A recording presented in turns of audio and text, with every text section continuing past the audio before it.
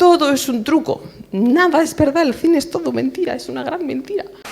Flipamos mucho y por eso yo quería saber cómo lo habían hecho y quería hacerlo yo también. Ese es uno de los motivos por los que dejé todo lo que estaba haciendo en ese momento para meterme en la escuela de animación. Creo que la creatividad humana va a ser siempre necesaria, ya sea cineastas, escritores o actores. Pues gracias Jesús, gracias Akira y gracias a todos por venir, iba a decir madrugón, bueno, no sé cuánto habréis madrugado, pero es sábado por la mañana, así que gracias por venir. Y estoy aquí para contaros mi rollo. Os voy a hablar de los efectos visuales, un poco de la historia tecnológica de los efectos visuales y de cómo funciona el flujo de trabajo dentro de un estudio de efectos visuales, sobre todo cómo funcionaba hasta hace bien poco, porque las cosas van cambiando muy rápidamente, entonces ya veremos cómo funcionan dentro de un tiempo. Pero de momento voy a contar cómo han funcionado hasta ahora y cómo siguen funcionando de momento. Yo suelo sostener que el cine es la mezcla perfecta entre arte y... bueno, entre ciencia y arte, si queremos hacerlo muy amplio, y más concretamente entre arte narrativo y tecnología. Más que ciencia es la tecnología, porque sin tecnología no hay cine y el cine sin duda es un arte narrativo.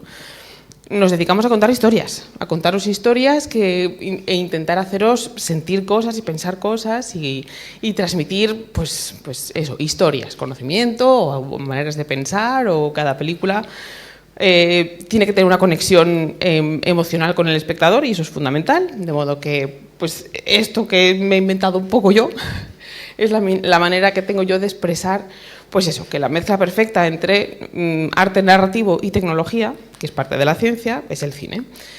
Y de esa manera, pues eso, contamos historias gracias a la tecnología. Y eso es lo que os quiero contar hoy, la tecnología de los efectos visuales, que fue antes tecnología de los efectos especiales, que fue antes tecnología del cine en sí. Porque el cine es un invento tecnológico, básicamente. Sin tecnología no hay cine.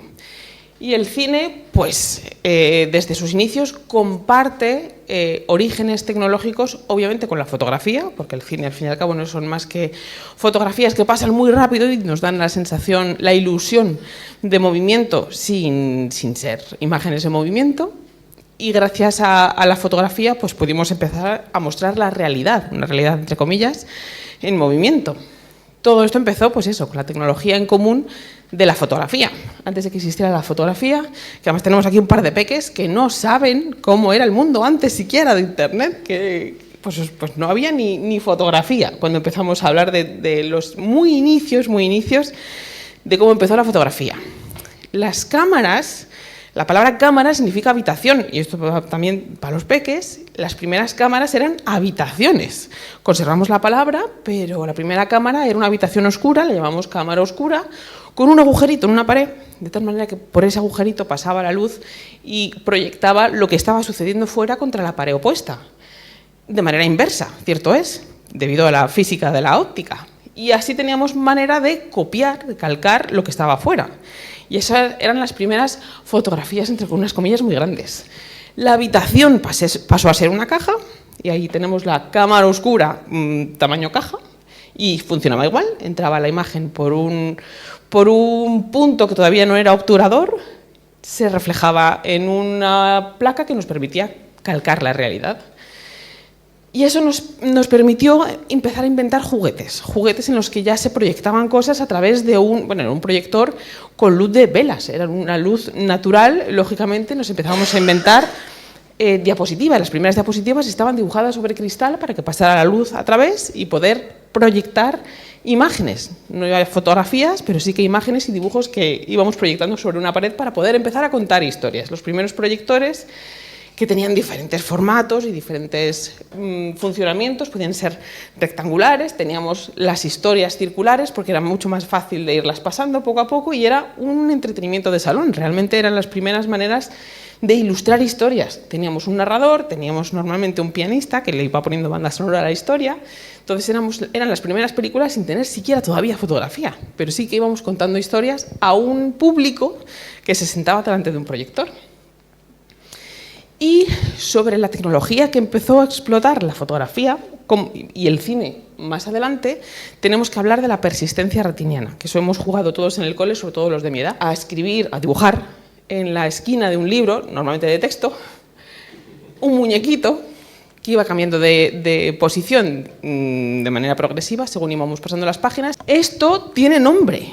Lo creáis o no, se llamaba folioscopio y es una de las primeras formas que teníamos de utilizar la persistencia retiniana, que es el efecto por el que nuestro cerebro, si las imágenes pasan lo bastante rápido, ve movimiento donde no lo hay. Para que esto suceda, los fotogramas tienen que pasar a un mínimo de 16 por segundo. Si tenemos 16 fotogramas por segundo o más, nuestro cerebro ve movimiento. Si las imágenes están dibujadas de manera lo bastante progresivas. Pues esto de la persistencia retiniana fue un descubrimiento. Iba a decir, eso fue un invento, pero no fue un invento, porque el cerebro ya estaba inventado. Pero fue una manera que empezaron a tener los inventores de crear juguetes, porque empezaron siendo juguetes o entretenimientos de salón. El fenasquistoscopio, que las palabras también se las traen, se iban inventando maneras de proyectar imágenes que pasaran lo bastante rápido como para que nos pareciera que se movieran. Y el fenakistoscopio, de 1832 nada menos, funcionaba así. Era un disco que tenía diferentes imágenes. Lo mismo que el folioscopio. Hacía falta un espejo porque había que mirar a través de unas ranuras que tenían esos cartones. Mirando a través de las ranuras al espejo, parecía que el movimiento de los bichos, pues los bichos entraban en movimiento. Las historias que podíamos contar no eran muy largas, cierto es, porque es lo que cupiera en un disco, en este plano de cartón, pero se podían ir cambiando las películas para poder ver diferentes formatos. Se podía hacer de manera circular y se podía hacer de manera cilíndrica. Teníamos un cilindro, también con sus ranuras, se ponía una luz en el interior. El zoótropo de 1834 tenía la ventaja de que se podía verlo más de una persona, porque no hacía falta estar mirando a través de la ranura, sino que podías tener varias personas alrededor de la mesa viendo lo que estaba sucediendo dentro del cilindro del zoótropo, que funciona básicamente igual. Ranuras, un cilindro que se tiene que moverlo a la velocidad adecuada, y mirando a través de las ranuras con una luz dentro, pues podíamos ver el movimiento de igual manera de lo que estuviera sucediendo dentro del cilindro. También películas un poco limitadas en duración, pero así de bien funcionaba la cosa. Y podías tener, pues eso, dos o tres espectadores a la vez, que ya era para cobrar entrada. E igualmente la película, pues depende de cómo de hábil fueras para contar historias rápidamente. Y llegamos a lo que a mí me gusta considerar, y mucha gente considera, la primera película de la historia del cine, porque este mismo fenómeno de la persistencia retiniana fue lo que utilizó el famosísimo, Edward Muybridge, no es un hombre muy famosísimo, pero lo que hizo sí. En 1878 hizo la famosa película del caballo al galope.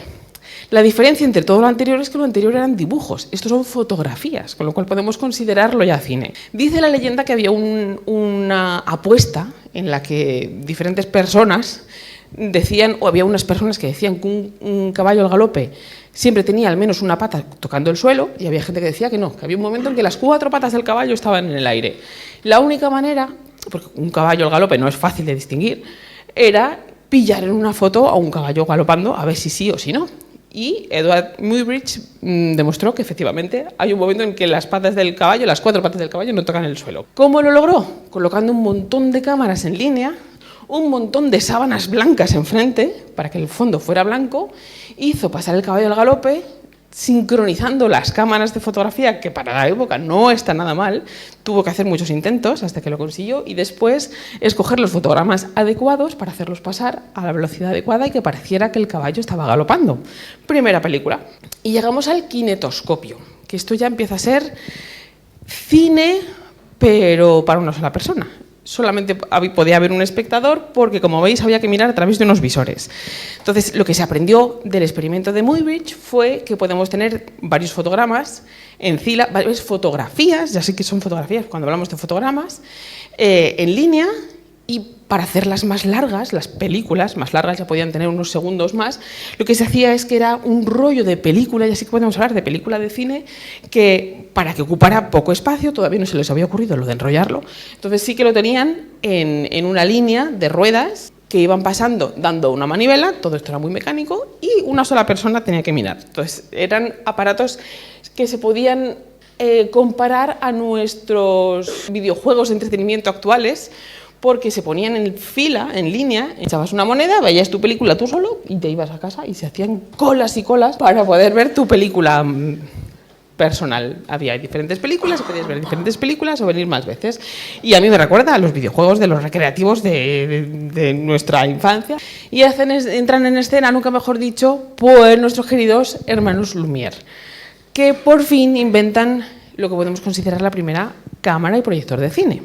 El cinematógrafo, que es ese cacharro que veis ahí, que ya grababa a la velocidad adecuada, dándole una manivela también. Cuando decimos grababa es que hacía fotografías al menos 16 por segundo para después poderlas proyectar. El cine suele proyectarse a 24 por segundo. Desde que empezó a proyectarse el cine hasta hace no mucho, se pueden hacer variaciones, que también podemos ver por qué, pero entre 16 y 24 es donde se ha movido la historia del cine desde entonces. Y gracias a estos dos señores tenemos una máquina que graba cine y proyecta cine, que es este bicho de aquí, que era muy bonito y merece la pena. Obviamente los originales son parte de museo, pero esta es la primera película que grabaron y proyectaron. Se puede considerar la primera película del género documental porque no hay historia de ficción que está contando una historia de la vida real. Es una estación de cine, de tren, donde veis que la gente se está sencillamente subiendo al tren. Se llama Tren entrando a la estación, el título no deja mucho lugar a duda tampoco, y cuenta la leyenda que la gente al ver un tren acercarse en la pantalla huyó despavorida. No fue tal. O sea, sí que tuvieron que fliparlo, pero tanto como ir desfavoridos tampoco, o sea, era gente que no estaba acostumbrada a la tecnología, pero tampoco eran tan tontos. Pero sí que se alucinaron porque efectivamente eran imágenes, por primera vez eran fotografías que se movían, y esto sí se puede considerar fotografías que se movían. Como os digo, considera la primera película de género documental. Aún no hay ficción, aún no estamos contando más historias que lo que sucede. E hicieron muchas películas de ese estilo, hicieron las podéis ver todas en YouTube, porque como ya tienen más de 100 años, se puede ver en YouTube de manera gratuita, y tienen los trabajadores saliendo de la fábrica, que estaban saliendo de la fábrica Lumière precisamente, y cosas así, y merece la pena verlas. Pero si queremos hablar de cine y de efectos especiales, luego veremos qué son los efectos visuales, la diferencia entre efectos visuales y efectos especiales, tenemos que hablar de Georges Méliès. Georges Méliès era mago, era un prestidigitador de escenario. Entonces él estaba constantemente buscando nuevos trucos y maneras de sorprender al espectador, que es el trabajo de los magos. Cuando se enteró de que existía el cinematógrafo, no tardó mucho en hacerse con uno. Y cuenta también la leyenda, que sí que me la creo un poco más, que estaba con su recién estrenado cinematógrafo en la calle, rodando, dándole a su manivela, en París, y simplemente lo que pasaba por la calle, también género documental. Y que hubo un carro de caballos que pasó por delante, en ese momento se le atascó la manivela, paró de grabar, consiguió desatascarla y cuando volvió a mover la manivela, el carro ya había pasado, con lo cual cuando reveló la película, el carro entra en encuadre y desaparece, porque había dejado de grabar. Y ahí fue cuando dijo, ¡ajá! He hecho desaparecer un carro de caballos y apenas me he dado ni cuenta. Y ahí fue cuando entendió lo que eran las dobles exposiciones y lo que era el poder hacer trucos de magia utilizando ese nuevo juguete que se acababa de comprar. Y por eso empezó a hacer cosas como El hombre de las cabezas, utilizando pues dobles exposiciones y utilizando pues a propósito aquello que aprendió a hacer casi sin querer. Este es el mismo, haciendo de sí mismo varias veces, y utilizando, luego veremos en qué consiste lo de las dobles exposiciones, porque es tan sencillo como que al ser una película fotográfica solamente va a registrar aquello que tenga luz en la pantalla. Lo que sea negro, todas las partes negras de la pantalla no van a quedar impresas en la película fotográfica, que sigue siendo una película fotográfica, con lo cual con ponerse una bolsa negra en la cabeza, su cabeza ya no quedaba registrada. Y después, sin mover la cámara, pudiendo hacer dobles exposiciones, podía dobles y triples y cuádruples, como veis, podía él duplicarse a sí mismo en la pantalla, y aquí la gente sí que flipaba muchísimo.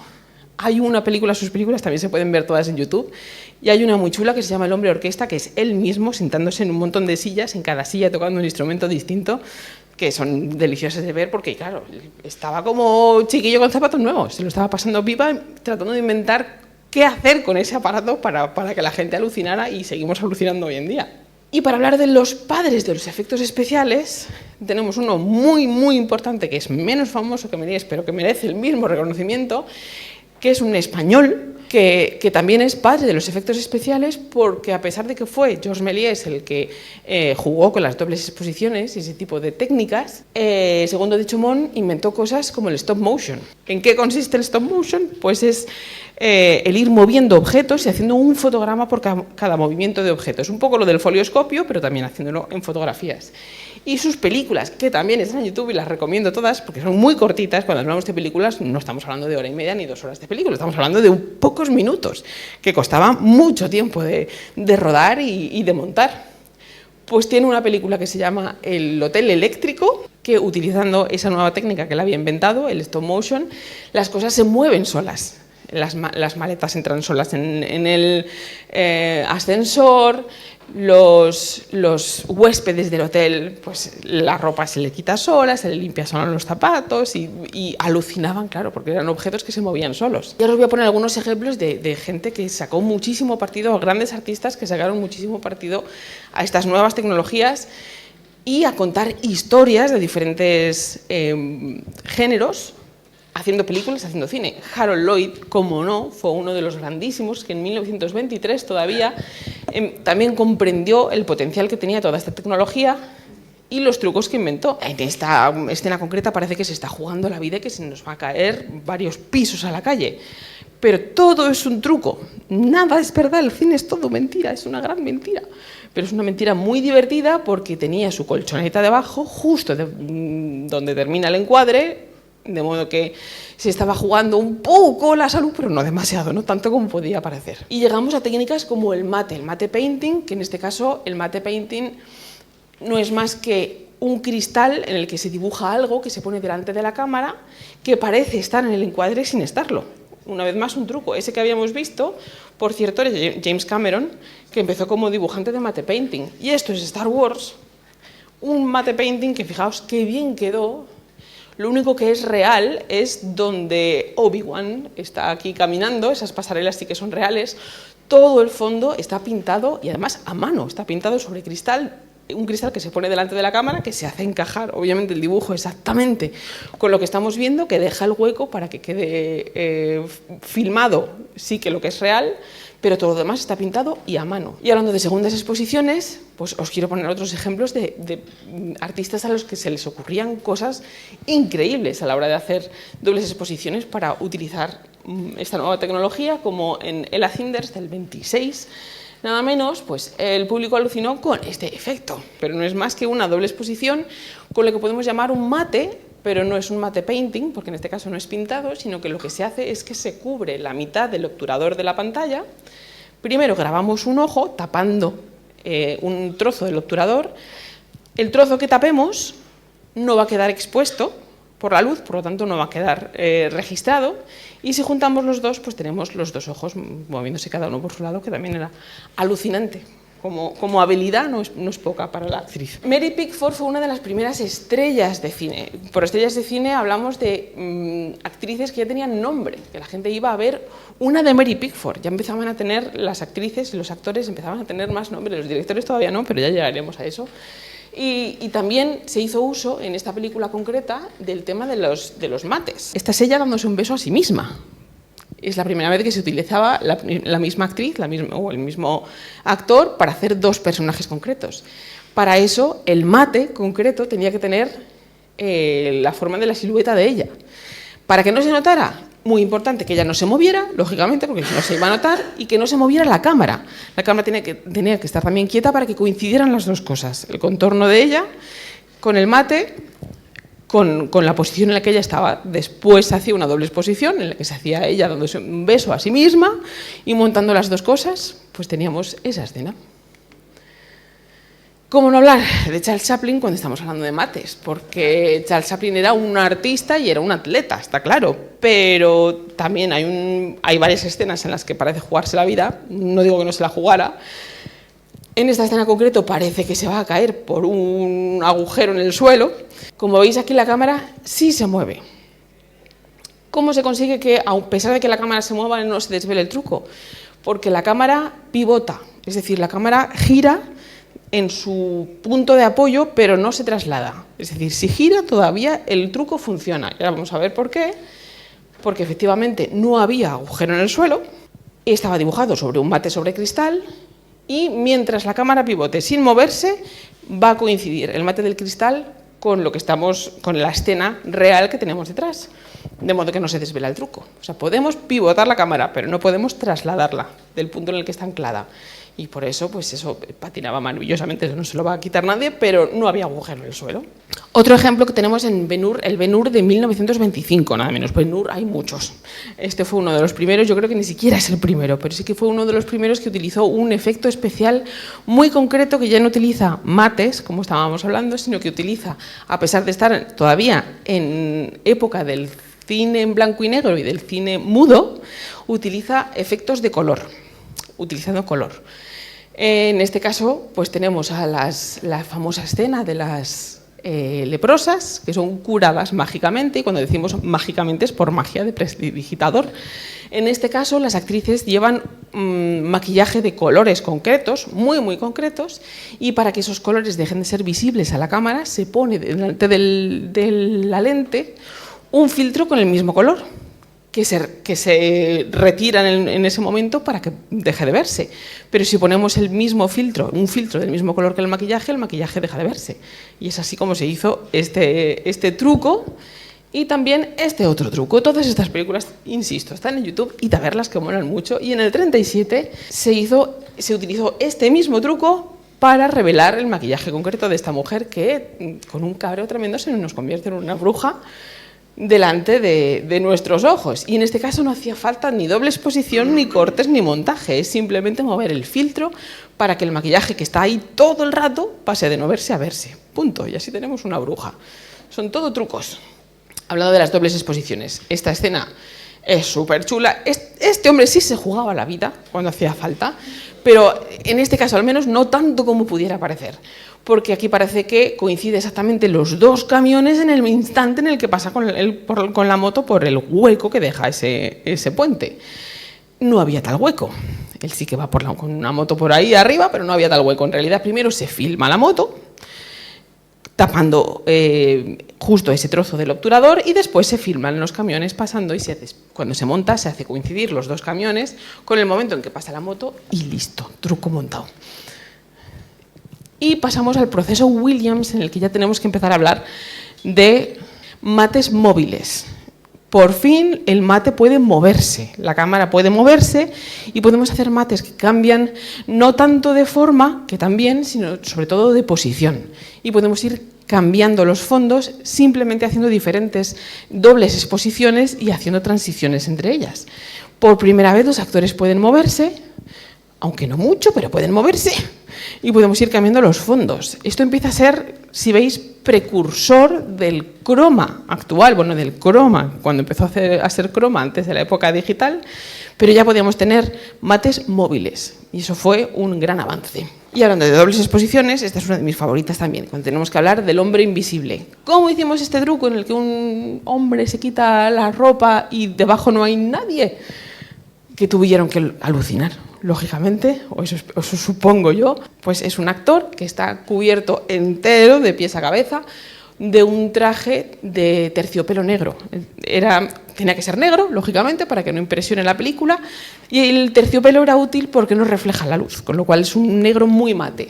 Así no tenemos brillos, porque es la materia blanca, los materiales blancos, los que van a impresionar la película. Por eso la ropa que se quita es blanca, que tenemos una escena muy parecida en la que se está quitando las vendas, una venda blanca, y según va desapareciendo la venda, debajo no hay nadie, lo que hay debajo es un actor ahogándose, metido en un traje de terciopelo negro, cubierto con vendas por encima. Y llegamos pues al proceso Dunning, que a pesar de que seguimos en la era del cine en blanco y negro, ya empezábamos a utilizar color. El primer color croma fue el azul. Por un proceso químico muy complejo, a pesar de que estamos, como os digo, en cine en blanco y negro, sí que podemos empezar a químicamente discriminar los fondos azules de los primeros planos en amarillo. Y llegamos a la época en Technicolor, ya estamos en el cine en color, cine a color. El cine a color, que es una tecnología fundamental porque ya pasamos, obviamente, de la fotografía en color y el cine a color.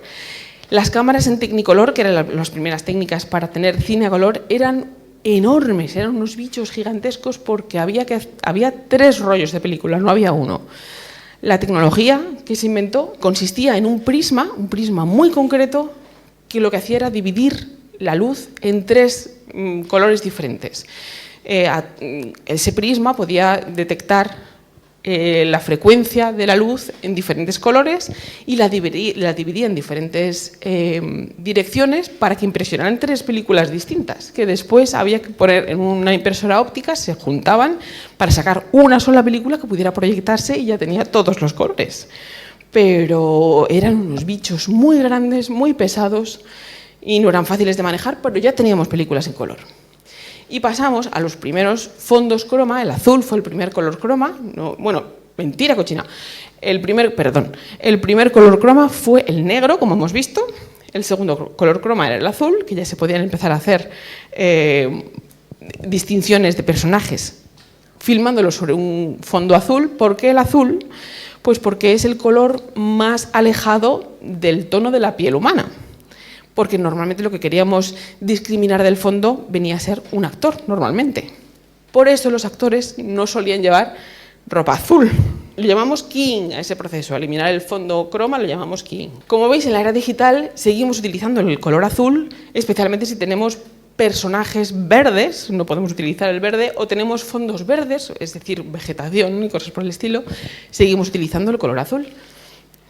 Pero en la era digital se usa más el verde. ¿Por qué? Pues porque las cámaras digitales tienen el doble de sensores verdes que azules, con lo cual son más sensibles al color verde y son más sencillos de eliminar. Pero cuando es más útil el azul, seguimos utilizando el azul. El azul y el verde son los 2 colores que más utilizamos como croma hoy en día. Este es el mosaico Bayer, que es el mosaico que llevan las cámaras digitales. Y por eso utilizamos el verde más que el azul cuando se puede, porque tenemos el doble de sensores verdes que azules.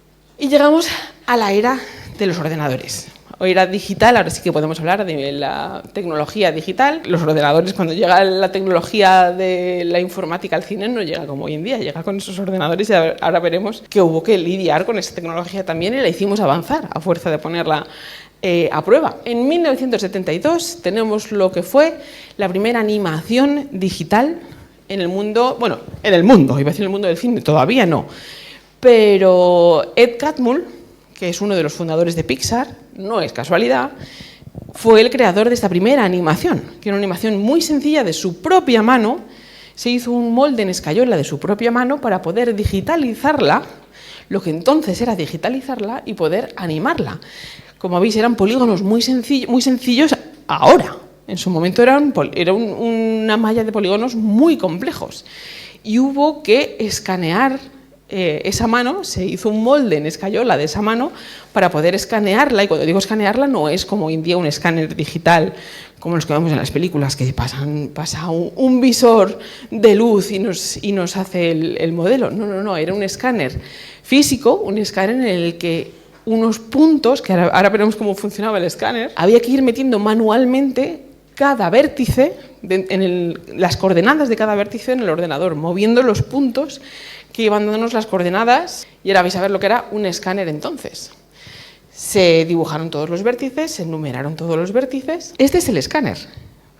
Físicamente, manualmente había que ir moviendo los puntos del escáner a los vértices concretos y había un pedal que, con cual máquina de coser, iba metiendo esos puntos concretos, esas coordenadas en el ordenador para poder guardar la información, y una vez que teníamos la información, decirle al ordenador que moviera esos vértices, darle a esos vértices una textura súper básica y que se pudiera mover esa mano de manera más o menos correcta. Y en Future World de 1976 es la primera película entonces que utiliza una animación hecha por ordenador, ahora sí, en la historia del cine.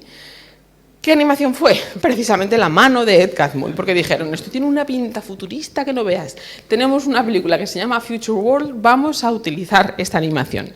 ¿Tiene peso narrativo en la historia? No tiene que ver nada con nada de lo que sucede en la película, pero queda guay.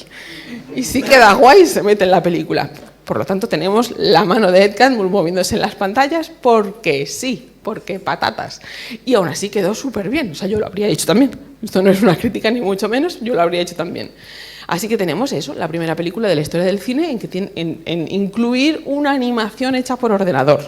Pero tenemos que hablar de nuevo de Star Wars, obviamente, porque Star Wars es la primera película en la historia del cine que tiene una animación hecha por ordenador y aquí sí está hecha para la película y sí que tiene peso narrativo. Esto es importante porque es no otra que los planos de la Estrella de la Muerte y cómo nos explicaron a todos, cuando vimos aquella película, visualmente hablando, cómo destruir la Estrella de la Muerte. Obviamente fundamental saber cómo acabar con la Estrella de la Muerte en esta película y todos lo comprendimos perfectamente. Era muy difícil, era un disparo muy complicado que tenía que entrar en un punto muy concreto para hacer algo muy concreto y gracias a esta animación, que sí que ya tiene peso narrativo, pudimos todos comprenderlo, todos esos en esa sala y todos nosotros. Y pasamos a los 80. En 1982, Tron es la primera película en la historia del cine, esta frase, voy a hacer muchas frases que empiecen así, en tener no solo imágenes hechas por ordenador con peso narrativo, sino ya ocupan la pantalla completa. Tenemos secuencias enteras en las que la pantalla entera está hecha por ordenador. Todo lo que vemos en la pantalla está hecho por ordenador. Pero lo importante de Tron es que encontró la resistencia que encuentra la tecnología casi siempre. La tecnofobia nos acompaña a todas partes y todos hemos sufrido de ella. Tron debió ganar, en mi opinión, en mi humilde opinión, debió ganar el Oscar a los mejores efectos especiales aquel año. No solo no lo ganó, sino que no estuvo ni nominada, porque se consideró que hacerlo por ordenador era trampa. Todavía nos encontramos yo me encuentro por redes sociales todavía con mucha gente que dice, pero eso está hecho por ordenador, eso así es muy fácil, pues vaya. Hago cosas como esta para que se entienda que no tiene necesariamente nada de fácil, que lleva mucha tecnología de por medio, mucho talento, mucho trabajo, mucha gente, y Tron sufrió de aquello, porque efectivamente Tron tiene secuencias completas hechas por primera vez para el cine, y no digo ya que tenga peso narrativo, porque es la película, media película está hecha por ordenador y es maravillosamente novedosa. Cuando lo ves, efectivamente fue un icono de la tecnología en aquel momento. Y tenemos nuestras motos de luz, tenemos mezcla de imagen real con imágenes digitales, pero sobre todo es que tenemos secuencias completas en las que todo está hecho por ordenador. Las motos de luz maravillosas, que luego inspiraron la película nueva, la secuela, que también es una maravilla, y cómo se entiende tan perfectamente el videojuego y en qué consiste el videojuego y cómo ganar un videojuego como este. A mí, si no lo habéis visto también, ya sabéis lo que tenéis que hacer esta noche. Y continuamos haciendo avanzar la tecnología, porque a fuerza de echar humo a los ordenadores, podemos seguir haciendo avanzar estas tecnologías.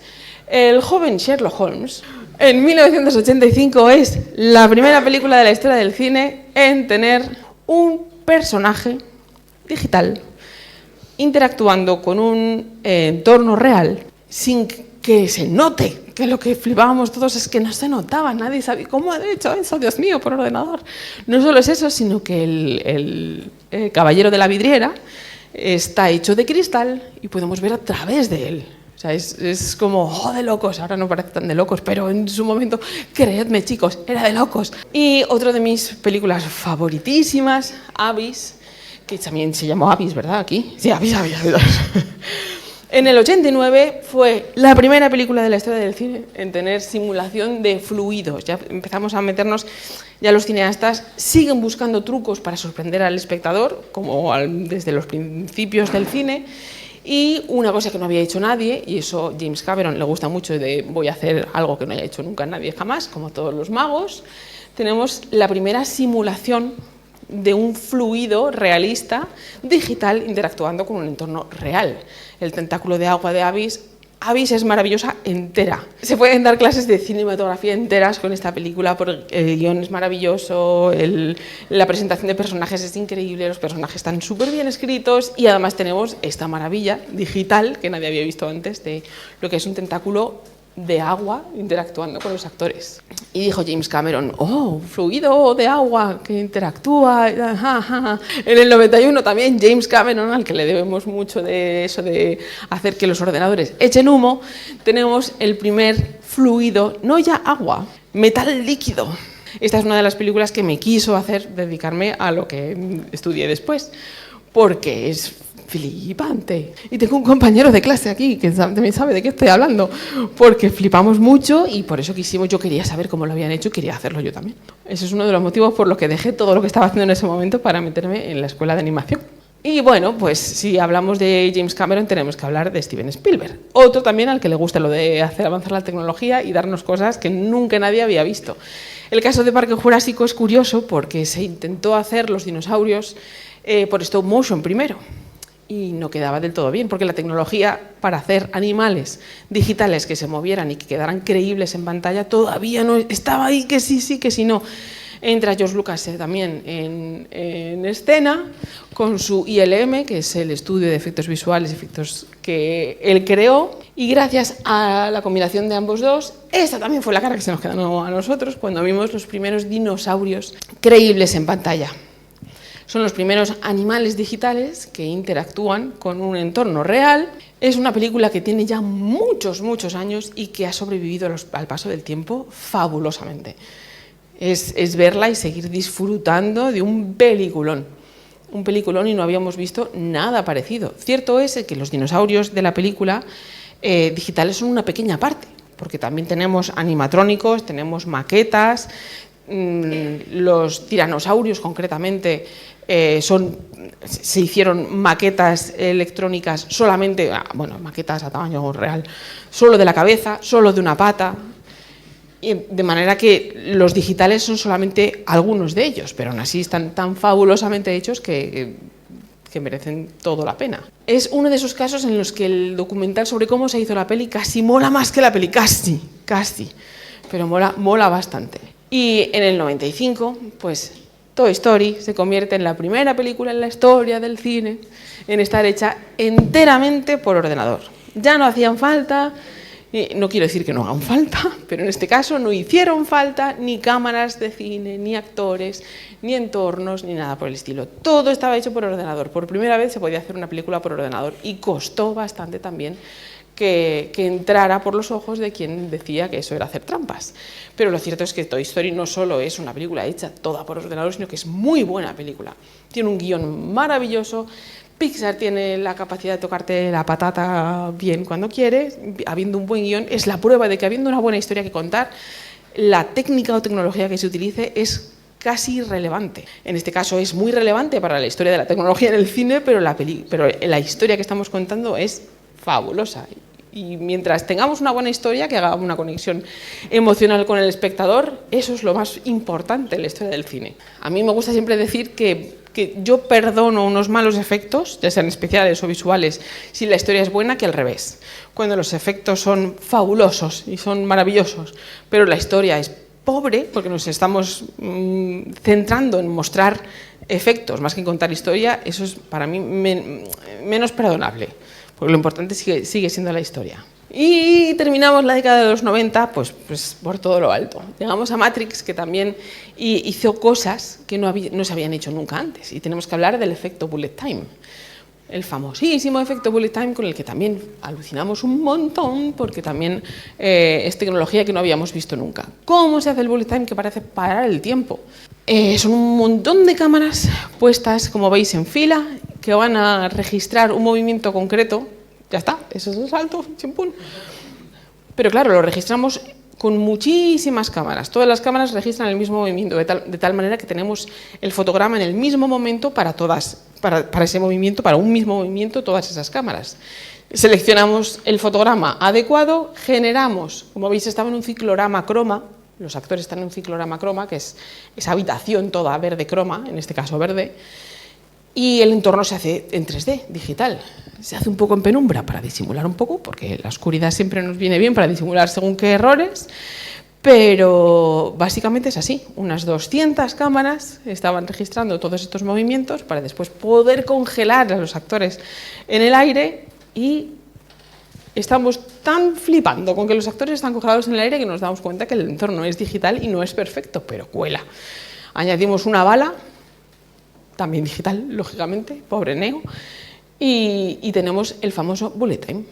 Cómo está hecho también los documentales, yo recomiendo mucho estos documentales porque se aprende un montón. Todo el entorno, como os digo, es digital, Y como tenemos registrado todo el movimiento y la posición de las cámaras, es fácil de sustituirlo, relativamente fácil, de sustituirlo por un entorno digital, y Matrix está lleno de estos ejemplos. El Señor de los Anillos es concretamente la trilogía, mentira, la primera de las películas que me hizo a mí querer dedicarme a lo que me dedico. En 2001 tenemos el primer personaje digital realista, que ya es un personaje fundamental en la historia. Tenemos un Gollum digital hablando consigo mismo, el pobre mío, y fue perfectamente realista, perfectamente creíble en el momento.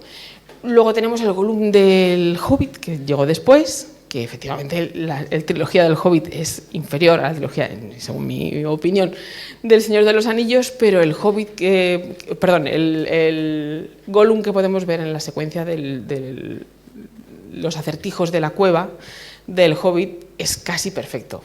Y eso que no son películas perfectas y que hay efectos muy lejos de ser perfectos en esa película. Pero le dedicaron 6 años solamente a animar el Gollum de la secuencia de los acertijos, y a mí me sigue alucinando cómo ese bicho pueda no ser real. Me sigue alucinando. Y curiosamente, el Señor de los Anillos, que ahora estamos todos como, la inteligencia artificial, oh Dios mío, el apocalipsis ha llegado. Pues la inteligencia artificial lleva utilizándose en el cine mucho, mucho tiempo. El Señor de los Anillos es la primera película en la historia del cine de utilizar inteligencia artificial en el cine. Las batallas están hechas, en las que hay tantísimos agentes, que así es como se llamaba a los soldados que luchan unos contra otros, están animados por inteligencia artificial, con un programa que se llamaba Massive. Entonces, ¿por qué? Pues porque si tienes miles de soldados, no puedes tener miles de animadores moviendo cada soldado uno a uno. Entonces inventaron una manera con inteligencia artificial de darle a cada agente, que es así como se llamaban a cada personaje, la capacidad, mediante inteligencia artificial, de decidir qué iba a hacer. Les programas para que haya 2 ejércitos que se van a pelear entre sí, les dices a quién tienen que matar y a quién no, que si te pegan antes te mueres tú, si pegas tú antes se muere el otro, y poco más, y dejas a ver qué pasan, y dejas que se peleen, y quedaba muy bien la cosa. Obviamente son agentes, son personajes de baja resolución, es decir, los de primer plano son actores reales, los de segundo plano sí que se animaban uno a uno con animadores, artistas animadores, pero los del fondo son todo agentes de Massive. Y si os habéis visto los documentales de cómo se hizo El Señor de los Anillos, que hay tantas horas de documental o más que película, y película hay un rato, especialmente las versiones extendidas, pues cuentan que de vez en cuando había una gente que cogía y desertaba. No sabía qué hacer, no tenía con quién pelear y decía, uy, se iba por las colinas para arriba. Y lo dejaron porque esas cosas pasan en las batallas. Así que la inteligencia artificial hacía que de vez en cuando algún soldado incluso desertara. Y llegamos a Avatar porque Avatar utilizó mucha tecnología también novedosa, y en este caso tenemos que hablar del motion capture, que es en inglés como se dice captura de movimiento. Es decir, tenemos actores moviéndose y una tecnología moviéndose tanto el cuerpo como los gestos faciales. Y empezó por primera vez, no se utilizó por primera vez, pues ya se conocía esta tecnología, pero sí que se usó por primera vez ampliamente en una película en la que tenemos personajes digitales que están no animados de cero por los animadores, sino movidos gracias a la tecnología del motion capture. Tenemos a los actores con esos trajes de velcro maravillosos y con esas cámaras que les registran el movimiento facial, y gracias a esos trajes de velcro podemos registrar el movimiento de esos actores y pasar ese movimiento, esa animación, a los personajes digitales, de modo que el personaje digital va a hacer lo mismo que el actor en el set. Y gracias a esta tecnología, pues tenemos actores que pueden actuar como los personajes concretos, a pesar de que son animaciones que después hay que refinar a mano digitalmente por los animadores, pero sí que podemos grabar al menos este tipo de movimientos. De nuevo, James Cameron liándola. Podemos traducir esas animaciones, esa actuación, porque esto no es una animación, es una actuación, a los movimientos de los personajes digitales, incluidas las expresiones faciales. Y eso ahorraba tiempo y te permitía tener un actor concreto que interpretara a un personaje concreto, tanto en su versión digital como en la versión real. Y esto es un ejemplo, os he traído un ejemplo del antes y el después de varias escenas en las que vemos cómo el croma se utiliza no solamente para fondos, sino para poder eliminar digitalmente todo aquello que queremos eliminar y sustituirlo digitalmente por cosas que faltan, ¿no? Lo que sobra, que suelen ser los fondos, se hace color croma, aunque no siempre, Y para que veáis que no solamente las películas de ciencia ficción o de fantasía emplean efectos visuales de este tipo. Casi cualquier película hoy en día lleva efectos visuales y son fundamentales. Y el ver el antes y el después da mucha idea de cuánto trabajo lleva una película, cualquier película, y por eso quiero hablaros del pipeline de efectos visuales. Pipeline es en inglés como hablamos, como decimos, en qué consiste el flujo de trabajo en inglés. Y si tenemos tiempo, os cuento rápidamente en qué consiste cada departamento y cómo interaccionan entre sí. Antes tenemos que hablar de qué es el plate. El plate es la imagen rodada, es como se llama en efectos visuales. Lo que viene rodado del set de rodaje lo llamamos plate y hay que limpiarlo, es decir, hay que eliminar lo que falta digitalmente para poder sustituir por lo que quede. Hay veces que el plate ocupa el encuadre entero, es decir, simplemente hay que borrar lo que falte para después añadir cosas, y hay veces que es una pequeña parte del encuadre.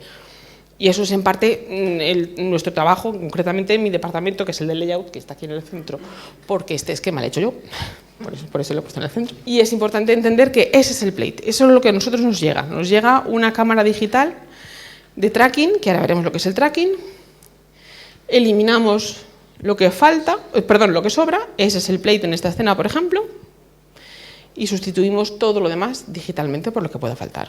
Pueden ser, como os digo, no hacen falta que sean solamente fondos, son muchos ejemplos. Viendo el antes y el después podemos entender qué era digital y qué es digital y qué es real cuando vemos el trabajo final. Me gusta mucho esta escena porque esos asistentes que habéis visto ahí en el fondo, los llamamos croma ninjas con mucho cariño, porque van con ese pijama croma de arriba abajo para poderlos borrar también, porque suelen colarse el encuadre, lógicamente. Y sin ellos, pues nuestro trabajo sería muy complicado, así que es importante también la escena que he añadido de Gravity, porque a pesar de que, como veis, en el set de rodaje hay mucho más de lo que se puede ver digitalmente después, el plate es solamente la cara de ella. Solo la cara de ella es real, este tipo de escenas. Todo lo demás es digital, incluido el casco. En escenas de astronautas, el casco suele ser digital por diferentes razones. Primero, porque los actores tienen una mala costumbre, y es respirar. Por lo tanto, por seguridad, no se les pone cristal, pero también porque, llevando cristal durante el rodaje, tenemos reflejos, se refleja la cámara, se refleja el equipo, porque detrás de una cámara de cine, durante un rodaje, hay un guirigay montado, hay cables por todas partes, gente por todas partes, parece que está ya sola, no. Hay focos, hay un jaleo tremendo que se reflejaría en el cristal. Para evitar eso, pues no hay cristal y se pone digital, que terminamos antes. Ella iba en un traje para que sus movimientos fueran realistas y sirvieran de referencia a los animadores, pero lo que estáis viendo en realidad es un personaje digital. Este es otro plate de una secuencia muy compleja. Una de las cosas más complejas para hacer en el layout, que es mi departamento, es cuando nos toca una secuencia como esa, que es un plano secuencia, que significa simplemente que es un plano muy largo, en el que no tenemos un plate ni dos, sino que a veces hay tres o más. Por eso os he traído el siguiente ejemplo que os voy a poner, porque tenemos tres planos con tres plates diferentes, nos llegan tres cámaras de tracking, y en layout tenemos que coger esas tres cámaras con esos tres plates limpios y unirlas en una sola cámara, que es una sola secuencia, con trozos full CG, que es como llamamos cuando el plano no tiene plate, que todo es digital, entre plano y plano, para unir en una sola cámara digital los tres plates. Esto suena súper raro, pero ahora lo vais a entender cuando lo veáis, porque efectivamente tenemos tres plates y hay que unirlos en una sola cámara. Cada plate tiene un fondo distinto, esta es una cámara distinta rodado en un lugar diferente. Como habéis visto, hemos perdido el plate, no tenemos nada real ahora mismo aquí grabado, todo esto es digital, esta es la prueba, todo es digital, el entorno es digital, los personajes son digitales, las atmosféricas, el movimiento de cámara, toda esta cámara es digital. Nos peleamos, nos pegamos para arriba, subimos para arriba, seguimos al personaje. Segundo plate, limpiamos el plate, tenemos un actor real haciéndole de las suyas, perdemos el plate, como veis, todo esto vuelve a ser digital, estamos enlazando plates con una cámara digital, seguimos pegando gente, seguimos moviéndonos y llega el tercer plate. Este es el tercer plate, como veis, con el fondo azul, porque también patatas, y seguimos pegando gente y tenemos un plano secuencia, como habéis visto, muy largo, que obviamente está renderizado en una sola cámara digital, pero que consta de tres plates distintos, con 3 cámaras de tracking distintas que hemos tenido que enlazar con una cámara digital para que no se note. No suelen ser tan complejos los planos de layout, pero de vez en cuando nos toca uno de estos y esto pueden ser un par de meses de trabajo de mucha gente, créanme, mucha gente peleándose con esas 3 cámaras para hacer estos 40 segundos, creo que son, 44 segundos de plano secuencia en Avengers. Alguien sufrió, y no fui yo, pero alguien sufrió mucho ese plano. Pero se entiende, ayuda mucho a entender cómo se pasa de rodaje a escena final, en una escena de acción como esa. Otra cosa que hacemos en layout es todo el entorno, tenemos que colocar todo lo que falte, otro casco, por cierto, digital, lógicamente, más plates, doble exposición, por cierto, para que nadie muera bajo un camión. Son sencillamente planos, y más planos porque tenemos personajes, tenemos mucho jaleo, hay películas que dan mucho jaleo digital y aún así tienen sus plates también. Y estos son diferentes ejemplos para que se vea que sí que hay muchísimo trabajo. Tenemos que hablar de, si hablamos de la tecnología que va avanzando poco a poco en la historia del cine, esto es de hace relativamente poco y se va a quedar obsoleto en breve, pero también hay que hablar de ello, y es cuando tenemos los Standtronics, todavía se utilizan y son grandes porque parecen que son digitales, pero no lo son. Son robots que están programados para hacer cosas que haría un stand, un doble de acción, que se jugaría la vida sin que se juegue la vida a nadie. Y están, por inteligencia artificial precisamente, están programados para hacer algo muy concreto, caer en un punto muy concreto, y tenemos una acción programada para caer en un punto concreto y poder tener pues, stands digitales. Y son robots con una programación específica que va a, iba a decir, salvar vidas. Tampoco es que perdamos muchas vidas en el cine, tenemos la seguridad lo primero, pero sin duda los dobles de acción, que son unos atletas fabulosos, hay veces que, pues gracias a la tecnología digital, pues no tienen que jugarse demasiado la vida. Los robots que son dobles de acción llevan su tecnología por triangulación y saben dónde está el suelo, saben a qué altura se están moviendo, dónde caer y ese tipo de cosas. Me parece fabuloso. Y llegamos a la tecnología del stagecraft.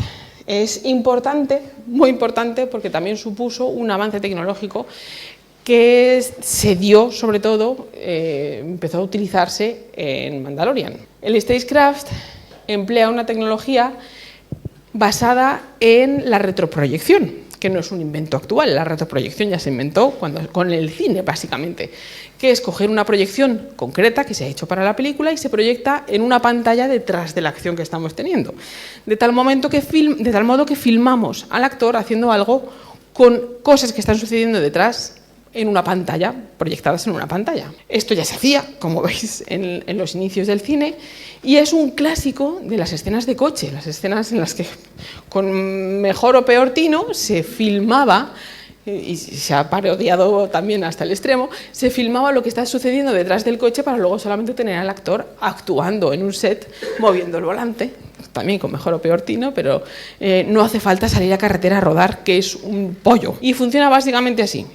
Filmamos a una avioneta pasando, tenemos al actor corriendo y se llama retroproyección porque se proyecta desde atrás, tenemos la proyección de la avioneta por detrás mientras estamos filmando al actor moviéndose por delante. Se ha utilizado, como veis, desde el cine en blanco y negro.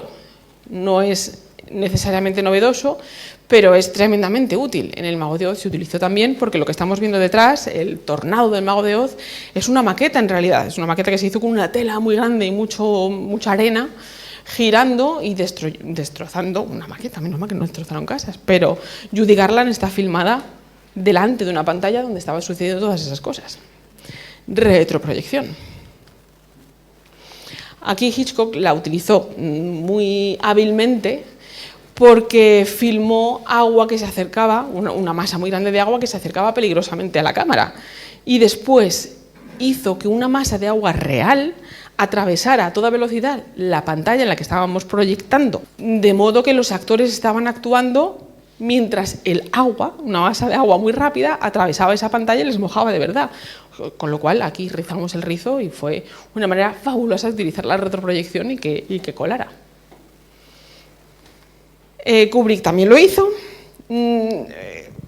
porque dicen también la leyenda que Kubrick le daba muchísimo miedo volar, no quiso rodar en un desierto de verdad.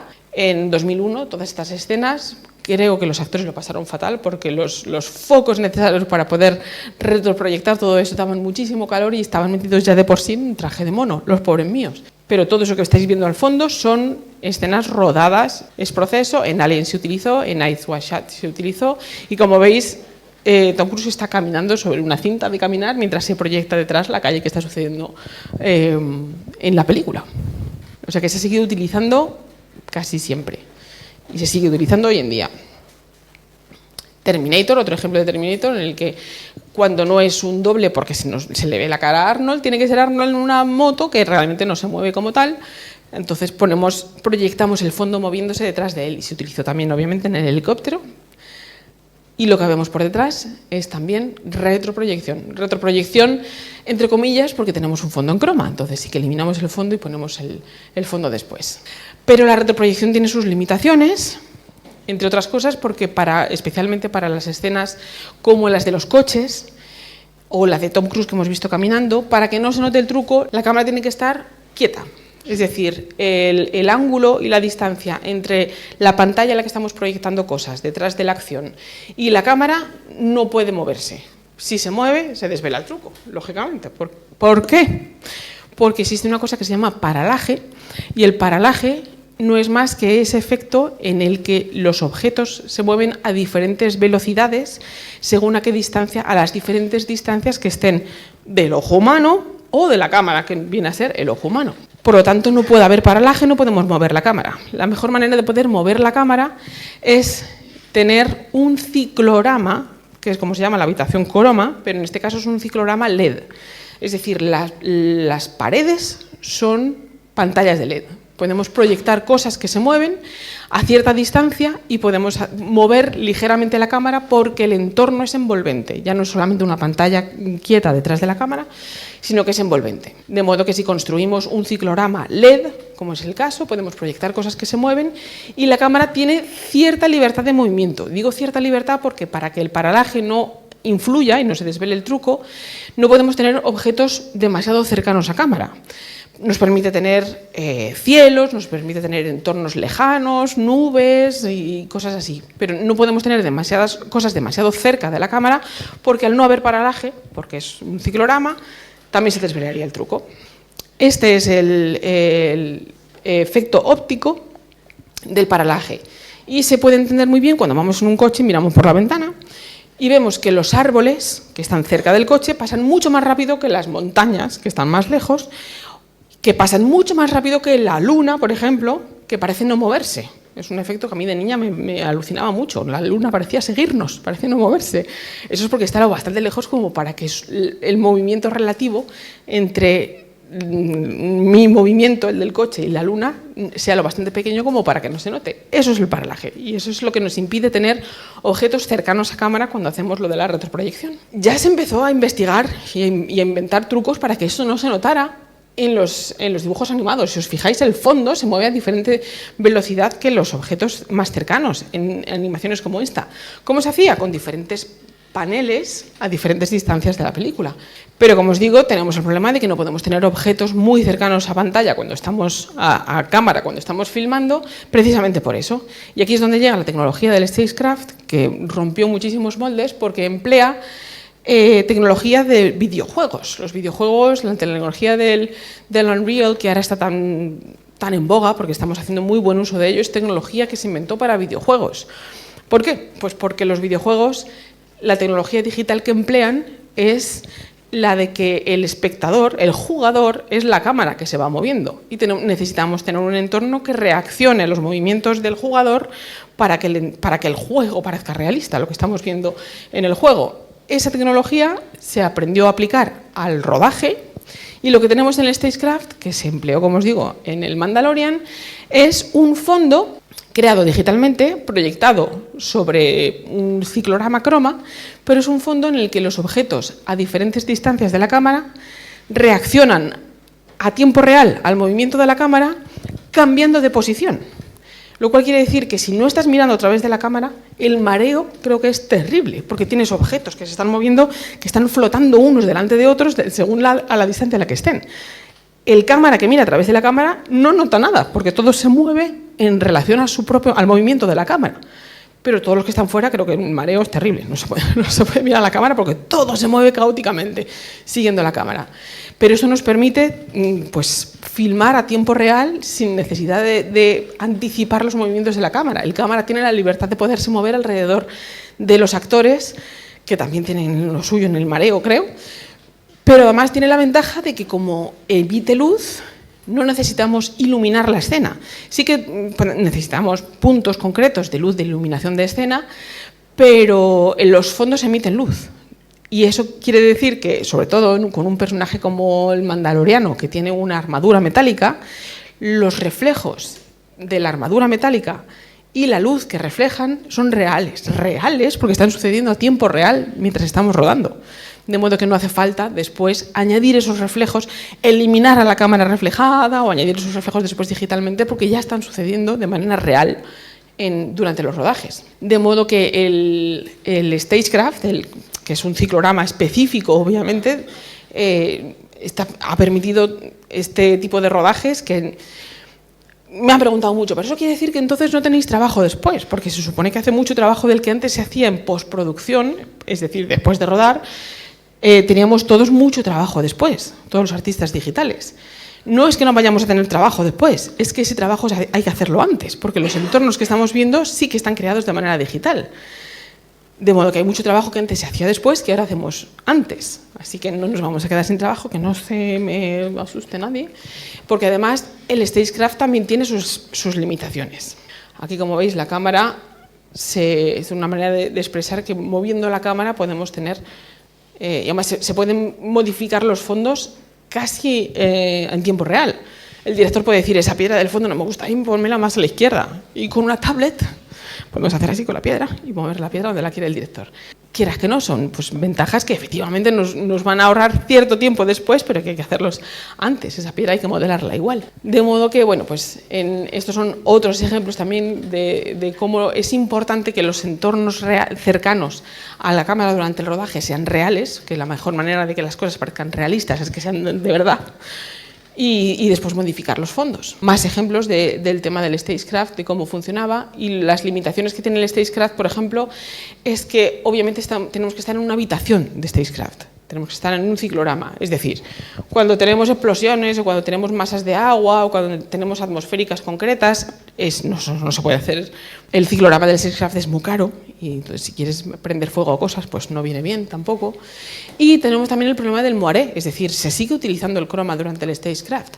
El moiré es, por lo que en televisión nos dicen que no nada de llevar ropa a rayas o ropa a cuadros, porque las rayas interfieren a la hora de alinear los píxeles de emisión y porque se ve una deformación en el fondo. Entonces, el Stagecraft, como estamos filmando una filmación, tenemos el problema del moiré.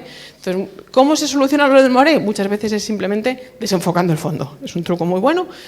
Y la mejor manera de desenfocar el fondo o de poder controlar cuánto desenfocamos el fondo es tener cierta área con un croma que podamos después controlar digitalmente. Así que incluso en el Stagecraft se utilizan cromas. Nos ahorra mucho tiempo, pero se siguen utilizando cuando hace falta.